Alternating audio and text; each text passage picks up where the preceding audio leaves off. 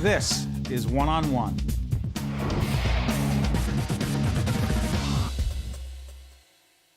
Hi, I'm Steve Adubato. We are here at the 2013 New Jersey Education Association Convention. They've been coming to Atlantic City since 1905. They've been doing the conventions way back in the 1850s. And let me tell you, we are proud to introduce the incoming executive director of the NJEA, Ed Richardson. How you doing, and congratulations. Thank you, Steve, and thanks for being here at our convention. It's really thrilling to have you here.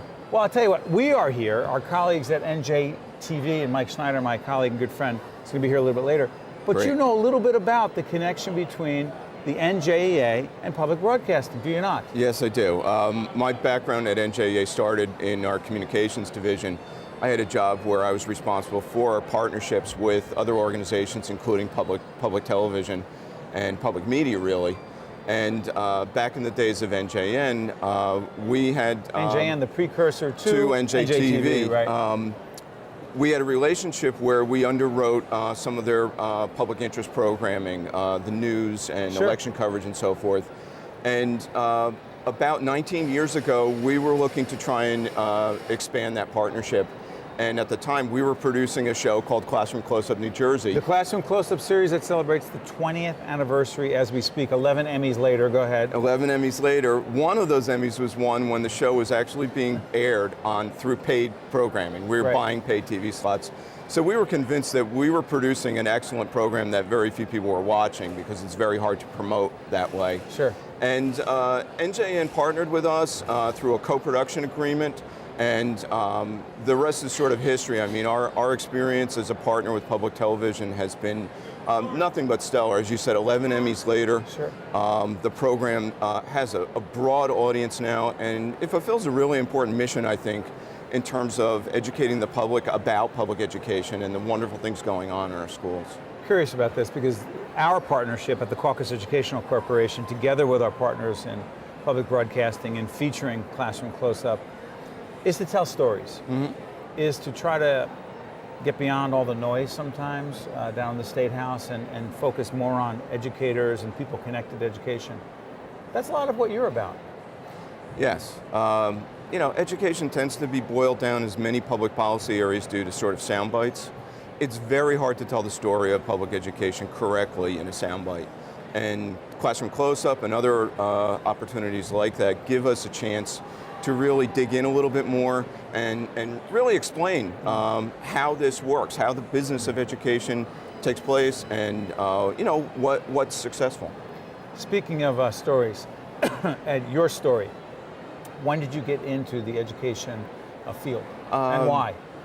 Interesting story. I sort of backed into public education. My early background was in public relations and journalism. And I pursued and was hired by in a position by the Department of Education in 1986. Did you work for Leo Klagholz? I did, yeah. Great commissioner. So you had that whole background on the government side? Yes. In my 7 years at the department, I'd moved into a number of different areas, including policy areas. I was a legislative liaison for about 3 years. Was the administrative policy officer for a while. And I really started to become fascinated with education policy and how policy translated into practice. And did a very short stint as Jim Florio's education advisor.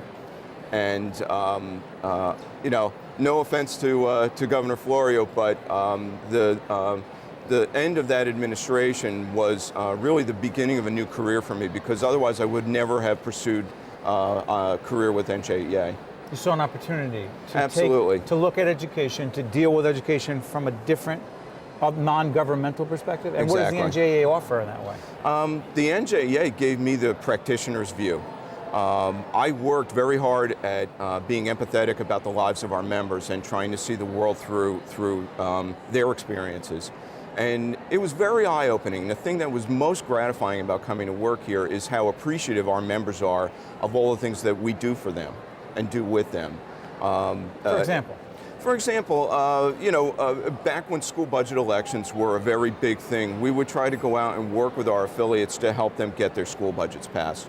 And when you came from Trenton, with, you know, armed with some expertise and some assistance, and you were there working with them in the community to try and get their message out, They could not have been more appreciative. Just the fact that you came from your office to wherever they were, and were on the ground sort of advising them. And it was very gratifying coming from a government role where you rarely sort of got thanked. But that was just a really sort of eye-opening change for me. 2 questions before I let you out of here. By the way, we're here in Atlantic City. Our entire production team, the Caucus Educational Corporation, partnering with the NJEA. This is the 2013 convention for the NJEA. They've been coming down here since 1905. Curious about this. One question. Your predecessor, Vince Giordano. What do you want to say? Oh my gosh. How much time do we have? What do you got? Vince is just an incredible advocate, an incredible leader of public education and NJEA. He has been the most stalwart mentor of mine. I've been his human resources manager since he became executive director, and he has taught me so much. I don't know that there's any way of completely preparing for the job that I'm about to take, but if you can be prepared, he and Rich Gray have both really done their utmost to leave the organization in good hands and help me move into this challenging role. And finally, while it's a job you cannot prepare for, Ed, if you were to say, in this role as the new executive director of this organization that's, let's just say, very engaged and involved in the most challenging educational issues that this state faces, top priority 2014 is? I think to get through what I often describe as the policy fatigue that our members are experiencing. Fatigue? Yeah, an awful lot coming down from the state all at the same time. New evaluation requirements, core curriculum content standards, the PARC assessments, and they feel very much under the gun, and in many cases feel like the implementation of those policies is not being undertaken correctly. So that's our challenge right now, is advocating for them where things are occurring that should not be occurring, but also providing assistance to them to help them get it right. You'll hear from any number of people at this convention about student growth objectives, because that was the first wave of evaluation. We conducted almost 100 workshops for our members on how to construct student growth objectives properly. So, a lot of people like to view us as, the hardcore union. We're only out there fighting for our members' rights, and they ignore the other side of it, which is that we are out there assisting our members to try to make the best of the policies that are coming down from Trenton.